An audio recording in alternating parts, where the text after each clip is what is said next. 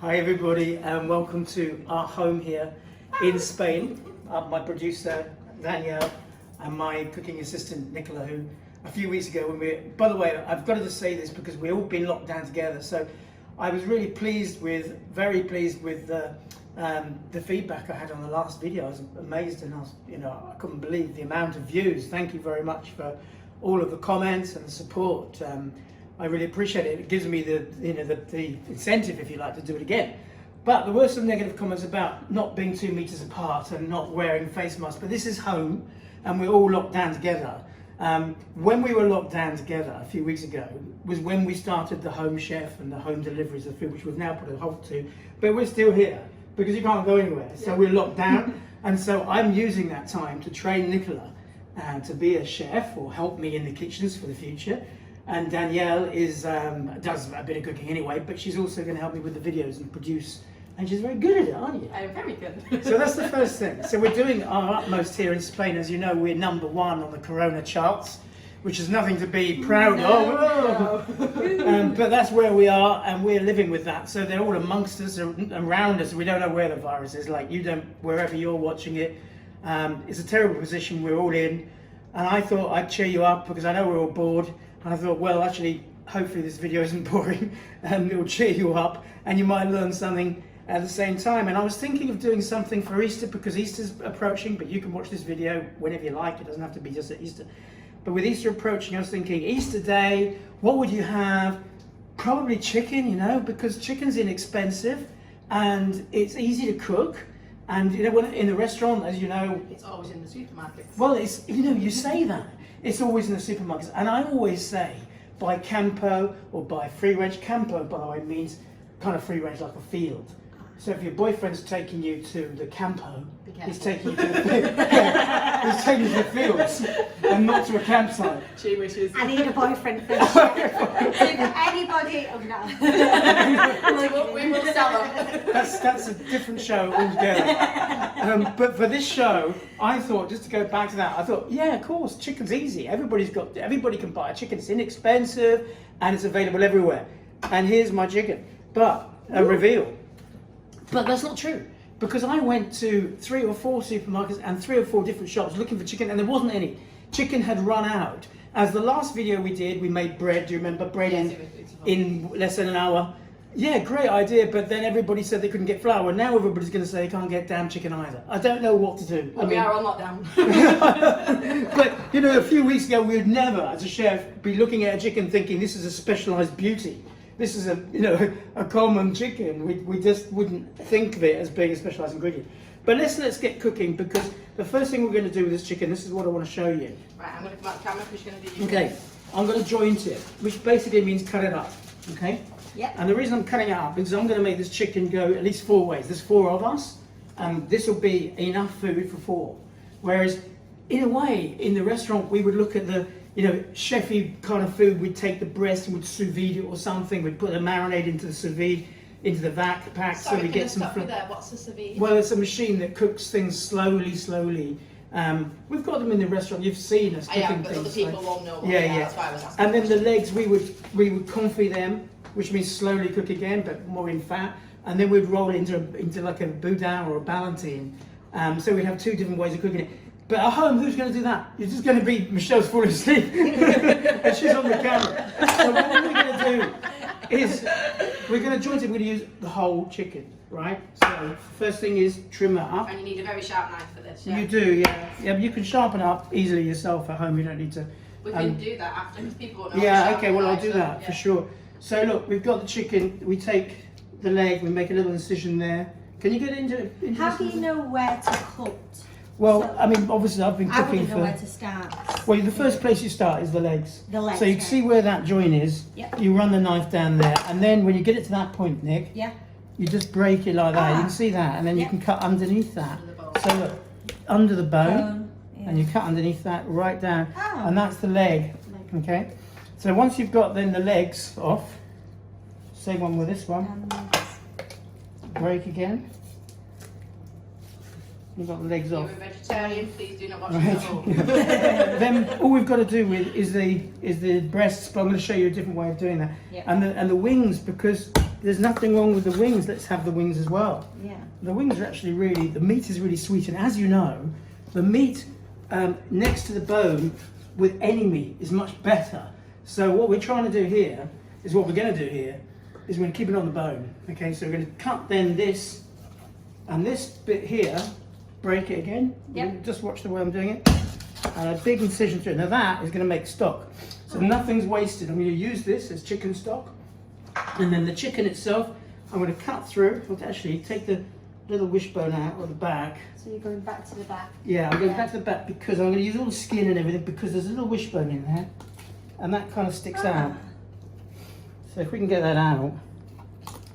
Let me show it. Look, it's not a particularly nice sight when you've got, you know, the back end of a chicken. But it's important to just try and get the little bone out of the back. It's a little Because it difficult. sticks, yeah it is, but it doesn't matter. It sticks otherwise. Okay. Now when we've got that out, So make a wish. yeah, I wish we were free of the lockdown, is then just to slice through this bit here and again break it, cut down. So we're taking the underneath, the undercarriage of the chicken completely away. And can we use that for the stock as well? That's what I'm doing. Yeah, exactly. But the reason I'm going to this kind of trouble, I'll go back and I'll recap on everything we're doing. This is a little wishbone sticking out here, which I don't like, so I'm going to snap it off. The reason I've got to that stage there, look, you can see what I'm trying to do is then cut through the middle. And the reason we do that is because I can then keep all the breasts as well on the bone. So instead of, there's none of it that isn't on the bone. And then with that, the breasts look on the bone, I'm going to cut that in half. So that you've got a portion, I've got a portion kind of thing, okay? And cooking it on the bone, does that keep it more moist? It keeps it moist More and it flavour. also, yeah, and it also stops it from shrinking because you know when you cook it, it shrinks up. Yeah. If you've got no bone, it shrinks up quite a lot. So that's a good question because we get a lot more from our chicken by keeping the bone on, not just flavour, but as I said, with the shrinkage. So look, I'm going to put it on the board and we can wash it afterwards, okay? Yep. So, because otherwise you can't really see. So all these pieces here, this is stock. This is stock, Nicola. And we're going to make the stock now. Everything's going to be made right in front of your eyes. This is the breast where you just saw me cut up. Some of it with a little bone on and some without. All the skin, everything's going to be used. I'm going to use literally everything. There's no waste here at all. Then, as you can see, so I've got breast, breast, breast, breast, wings, legs. Now with the legs, just cut through here. And then you've got thighs, drumsticks. Oh. Okay? Sometimes you hit the wrong bit, which can't be helped. What we've got, just to recap, is the pieces of chicken which we're going to cook for 4 of us, which is effectively 4 pieces of breast, 2 pieces of thigh, 2 drumsticks and 2 wings. There's a lot of meat there for 4 people, and so 1 chicken goes a long way. There's no way you think of what just chicken being for 2 anymore. It can easily be for 4, and there's plenty of it. This over here is the bits and pieces, the carcass, which I've chopped up, ready to make the stock. And I'm now going to show you how to make the stock, but I'm going to change my gloves, and Nicola's going to clean the board up, because obviously we've been touching raw meat. We wash our hands so much nowadays, but I was thinking about installing a shower in the kitchen. But that's a whole different show as well. But maybe it's coming. So we've got gloves, new gloves for me. Yeah. But actually, hygiene in the kitchen is really an important thing. And whether, you know, the virus is, we're living with this horrible virus, but when it disappears, don't think all this is going to disappear either. We're going to be so much more hygiene orientated. I mean, and I don't think that's a bad thing. I think it's a good thing to be safe, and I think it's good working procedures to wear gloves and to make sure that, you know, your boards are absolutely immaculately sterilised between, You know, I know it sounds crazy, but it isn't crazy because that's what's caused this shit in the first place. So look, okay, we've got a pan on here. Michelle's on the heat on the video. It's on the heat, so I'm just going to whack this in to the pan. No oil? No, you don't need it because all I'm doing here, I don't want to colour the meat up too much. You can put oil in, you're going to fry it, and you make it brown, and then guess what? The chicken stock isn't white anymore, it's brown. I don't want a dark stock, I want a light stock. So all I'm doing is just sweating it off to get some flavour. Then I'm going to throw in some garlic, some onion, and when I say throw in, I mean, you know, rough, because just look, a little bit of onion, a bit of garlic, two cloves, just smashed. This is just for a stock, so it doesn't really, you don't have to cut it all finely. Into the pan, okay? Then into that pan, we're going to put some celery and some leek and wash the celery. Nowadays, really important, by the way, wash everything. Wash every bloody thing that you're using. Even when it says wash salad and the salad's already washed, you know, wash it again. So this is the leek, and I'm just going to ask you to cut through because although I washed it on the outside, you can't wash the inside. So just give it a run. If you haven't got celery or leek, what could you use for the stock instead? Sorry? If you haven't got celery or leek, what could you use for the stock instead? If you haven't got leek or Celery.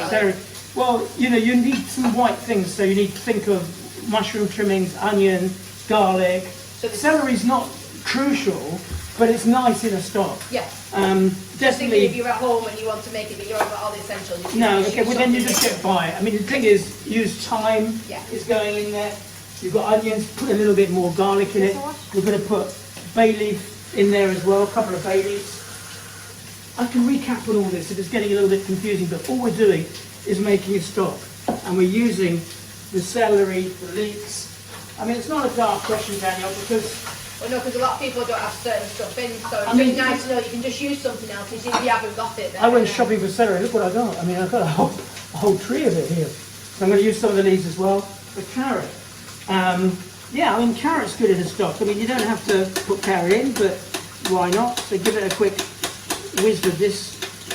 So for a stock, you could really put any vegetables you have left in the fridge Exactly. that aren't as fresh anymore. But be careful what vegetables you're using. If you want the stock to be white, which this is, and again, cut it chunky, then don't put too many coloured vegetables in. Wouldn't use things like peppers or anything because that changes the flavour. You know, anything that's heavy flavours like chilies or peppers, keep off. So more root vegetables. More rooty vegetables you can use. I mean, I've got in there, I'll tell you what I've got in the fridge. I've got turnips because I bought them yesterday because it was so cheap, and I just thought I'll use them. You know, why not? It's a good point. Michelle's got a good point, and Daniel too. Not to say my preferences. Just a little bit of, don't even go there. So Nicola can clean that up, and then nice chunky bits of turnip. Why not? Put that in as well. So substitute the things that are missing with something else, but try and think of the stock being white predominantly. Yeah. Okay, so that, Michelle, can you come and have a look at this in the pan? This is my chicken stock. Now, what's missing from the chicken stock? Water. So when you get it to the point where you've sealed the chicken bones off, which is going to give it all the flavour and all the veg, we're going to pour the water. I've got the water, I've already boiled it a little bit to speed it up. I'm going to pour that in to cover the veg. Delicious already. Yeah, but you couldn't eat it now because it's full of salmonella because it's raw. It smells nice. Yeah, it smells lovely. And I'm going to put a little bit more thyme in there. Look, there's some thyme there, but I mean, nowadays, one thing we've got a lot of is time. We have so much time. We have so much time on our hands. Yeah, boom, boom. So, look, the chicken stock has to come to the boil, and then it's got to go on a simmer for about 2 or 3 hours. And we haven't got time, and Michelle hasn't got time, she's bored already, filming us for 3 hours. So I've already got a stock done over here, which is useful to have up your sleeve, a cooked chicken stock already. So the next stage is we're going to cook this chicken, this raw chicken. I'm going to cook it in a big pan on the stove, and we're going to put a touch of oil in the pan. It really is chicken stew, but you've got to cook it first, and there's no flour. So this is also great for gluten-free people. There's no flour in this recipe at all.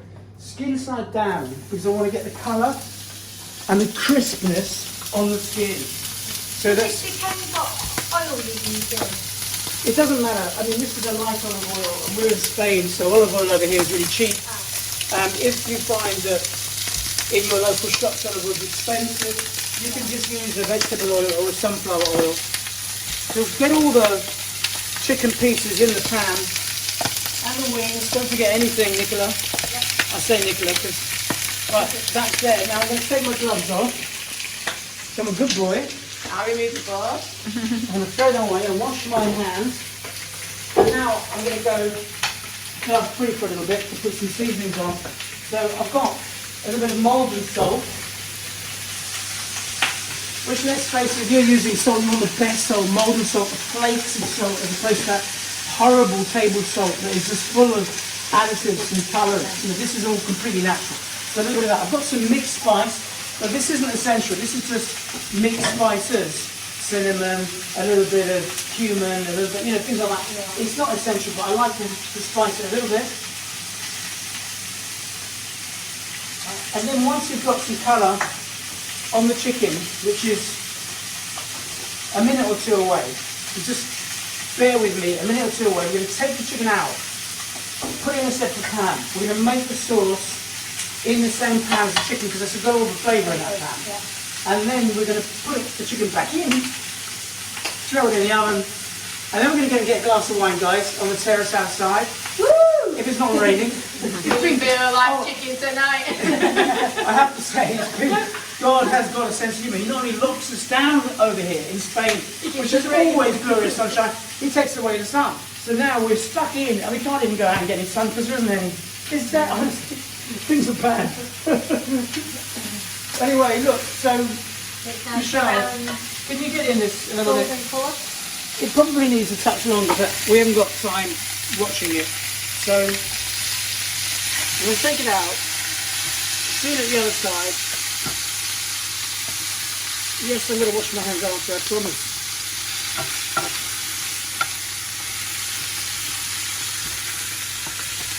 Chicken stew, guys. French chicken stew. I was going to do a Chinese dish. I've got a Chinese duck dish, which is absolutely fantastic with katsu sauce. You've seen my katsu sauce. I'm going to do a Chinese dish. And then I thought, no, I don't know whether that's appropriate right now, Chinese. I mean, I'm not racist, so don't get me wrong at all. This is nothing wrong with, there's nothing racist about Chinese. It's China, Chinese. But this isn't from China, this is from France. And the dish is from France, but the chicken is from Spain. Sorry, the producer's laughing behind the camera. This is pollo in Spanish, Pollo. not poulet in French. I speak French better than I do Spanish. So look, the meat is ready to go out, to take out. We're going to take it out, put it in this pan, just to rest it for a minute. How can you rest? Well, it's not, it's, the thing that needs a rest is me, really. Oh. The chicken's exhausted. Wash my hands again. Can you keep a watch on that pan, make sure it doesn't burn? The resting is just, it's not important at this stage, it's just because I want to make the sauce and I can't keep cooking the chicken. Yep. So, where's that towel? So, look, now we're going to make the sauce. Now, what we need for that is some onions and some garlic, and I've got some sliced up garlic already. And we're talking about probably 3 cloves of garlic because we want it to taste garlicky. So we're going to chuck in the garlic, okay? We're going to chuck in the onions cut into kind of like, you know, wedges. Yeah. The reason I did that is because I thought that's nice when you eat it. You actually get a bit of onion as opposed to just the flavour.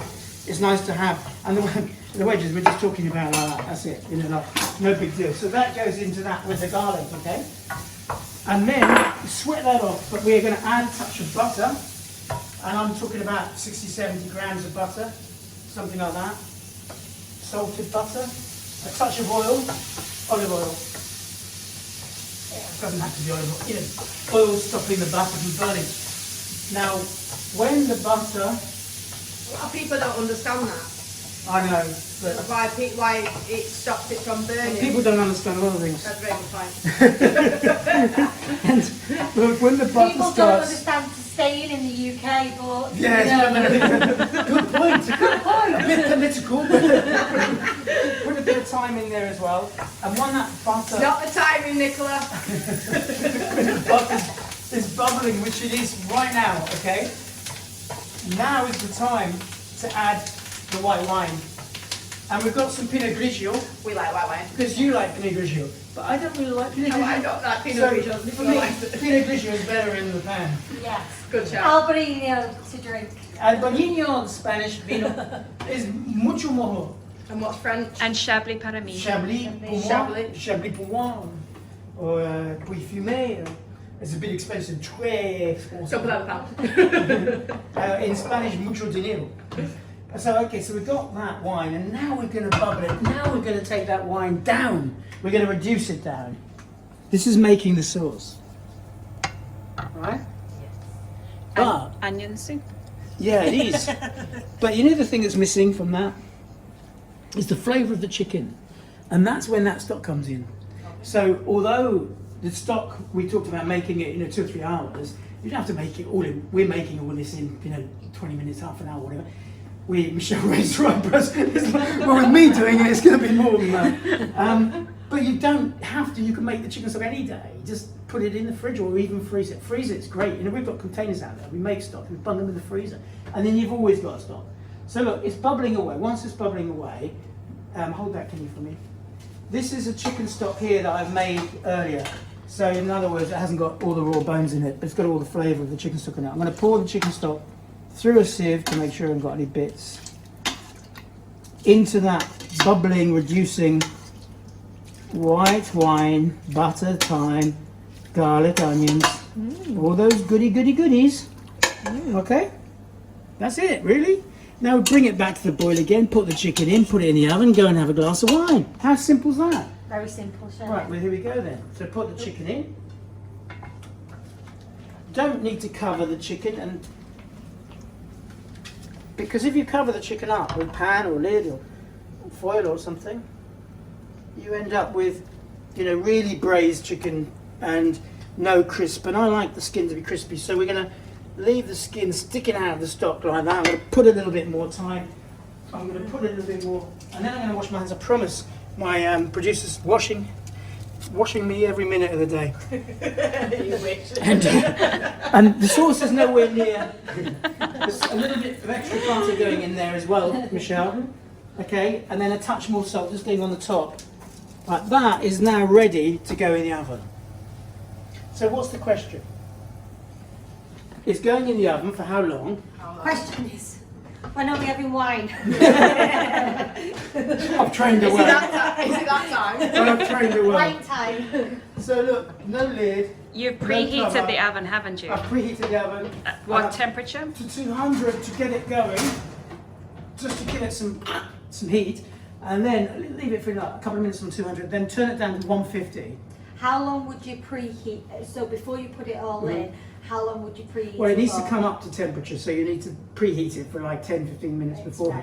But you can't just suddenly switch the oven on and put chicken that's raw in it, because that's not very safe, and I don't want to do that. So what I'm doing is I'm putting it in at a high heat, and I'm giving it a good old thrusting, and then excuse the terminology, and then I'm going to turn it down to 150. I have a question Go on. for the times when I do cook. If I cook a chicken, I'd always cover it in tin foil. Yes. Well, the reason I'm not is because I want the skin to be crispy. Yeah, but can't So- you cover it in tin foil so it cooks properly inside, then take the tin foil You off to could, crisp you it? could cover I it in think tin that's a foil good idea. and slowly cook it in. That's a good idea, Michelle. But the chicken skin doesn't come back as well. It's not as great. Is that because And- you've already pre-cooked it, so you Yeah, just long and it's cooking? because you're steaming the hell out of it under the tin foil. Yeah. So if you really want the skin to be really crispy, which I think's an attraction, because when you cut through the crispy skin into the soft meat, and this meat's going to fall off the bone. I mean, this isn't like chicken like I'm going to have to, it's going to fall off the Chicken bone. tonight. It's chicken tonight. It's winner chicken dinner. Winner, chicken dinner. Now we're turning it down, girls, to 150, and that's the time. We're going to leave that in there for at least 45 minutes, okay? That's bleeping so the temperature's changed. At 150, when it hits 150, we're going to leave it there 45 minutes. Everything else is okay. We've just got to stop bubbling there. We've got the wine waiting on the terrace. See you later. Woo! So we're back, and not worse for wear, but we've had a couple of glasses of wine on the terrace. But I was controlling it. And you have to, because I'm the chef, I can't just let everybody get pissed. Because then the video goes into deterioration and no one watching understands what the fuck we're talking about. You're the only one that's had a bottle, Chef. You're fired. So look, I'm only kidding. the chicken's had about 45 minutes. in here, cooking in its stock and its juices. Now, I haven't looked at it yet, but I know it's going to be amazing. So I'm going to take it out. Bloody heavy, these things. And that's kind of where it looks like. But this is still early stages at the moment, because what we're now going to do is transport that. Obviously that's hot, so let's just put another cloth on. Transfer that to the stove. Take the chicken out, Nick. Well, Nick, me. Yeah. And then with all that lovely juices and the chicken stock and the white wine that went in there, and don't be afraid of the white wine, use as much as you want to use because it's delicious, cooked in with all the stock. And then what we're going to do is reduce that down. So here is the sauce, okay? This fantastic sauce made with all the chicken stock and everything. Now we're going to boost that up. Can I boost it on there? Yeah, I can. Look, that's okay. Once that's boiling away, all the flavour comes together. It becomes like the intensity comes out, and that's what we want. And then we're going to still put the chicken back again. Okay, so the chicken's cooked, and it's slow cooked, and the skin is crispy. And you can see the skin is crispy, Michelle. And the tin foil wouldn't have had the same effect. Well, it could, you could, but you'd end up having to do it, cook it even more. So now, at this stage, now this is a little trick, and you don't have to do this, but I've got a little chicken bouillon. Now I buy a good bouillon, which is like a stock, okay? But a good bouillon is made by dehydrating all the chicken bones and vegetables, and not having loads of flour. So look at, there's certain brands, which I can't say on here, which are full of gluten, full of flour, and then our friends like Olivia, she can't eat it. So this is completely free of flour. It's Does that make it quite stodgy as well? Because it's got the flour in it? Yeah, it thickens it up, which is sometimes you want, but at the same time you don't want it to be floury. No. And this, I'm going to add a touch of this, like 2 teaspoons of this bouillon to that. Now that is a trick, because it wouldn't be something that I would necessarily put in a recipe. And I'm going to whisk that in. What does it do, that stock? It gives it a real big flavour. It gives it a double whammy. You've got chicken stock. Look, the chicken stock is here. Michelle can see that in the camera. And it's fantastic looking. I mean, with all those vegetables and all that flavour. Then you're going to add the bouillon to it as well. And now, as it's boiling away, I'm going to add the cream. About 200 mils, 150, 200 mils, something like that. Gently in and whisk it in.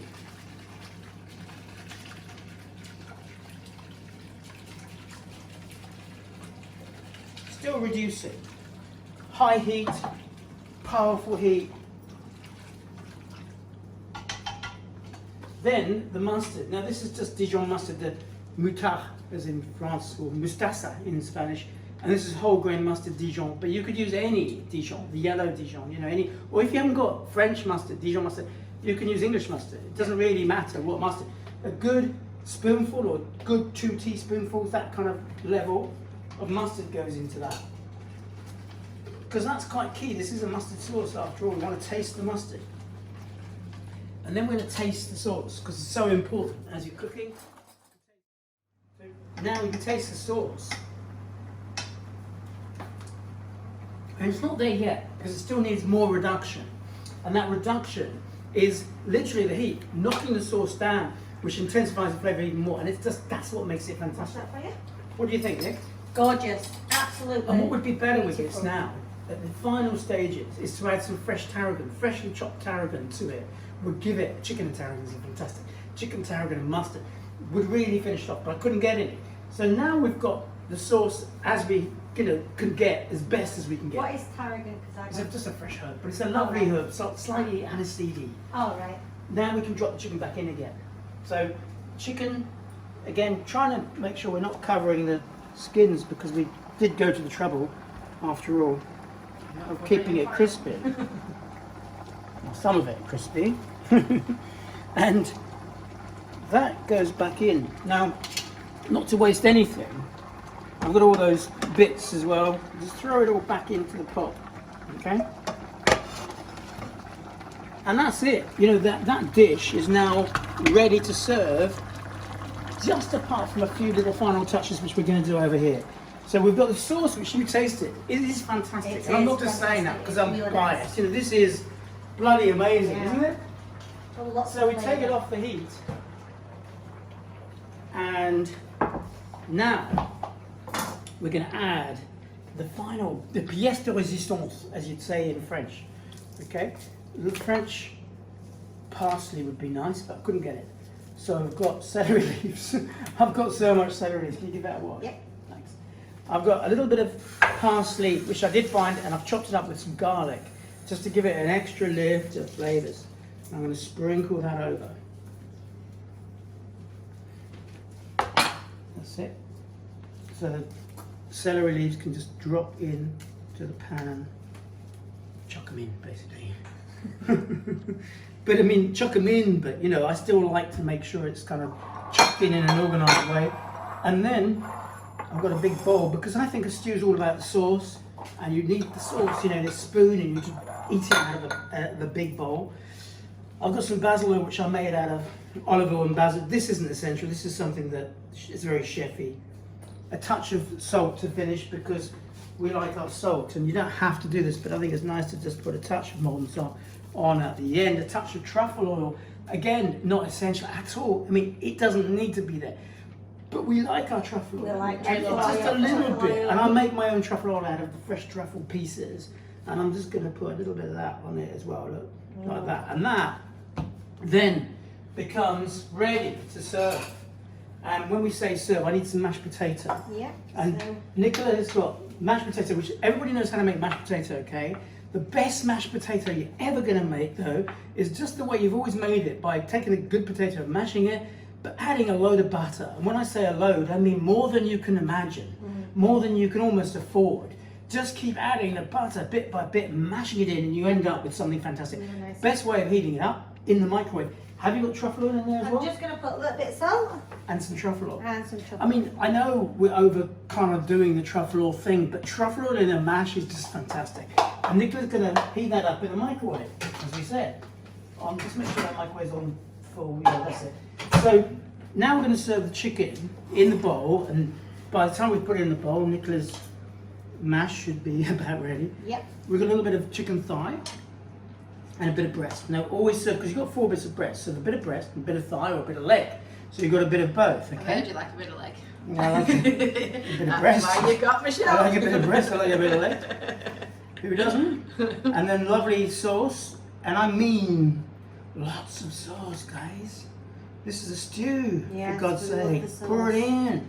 Don't be afraid of it.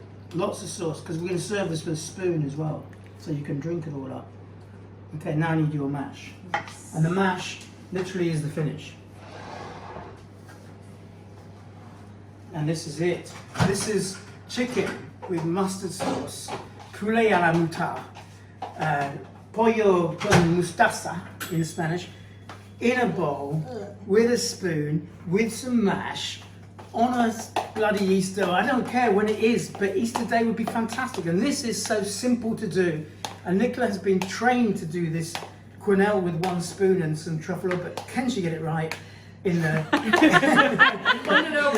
Chef, I think you put too much It butter. needs a little bit more mixing. You okay? Yes. Yeah. Okay. Touch more on that. Just that's it. That's there. That's there. It doesn't have to be perfect anyway. It doesn't have to be perfect. And then we're gonna just. That's it. That's fine.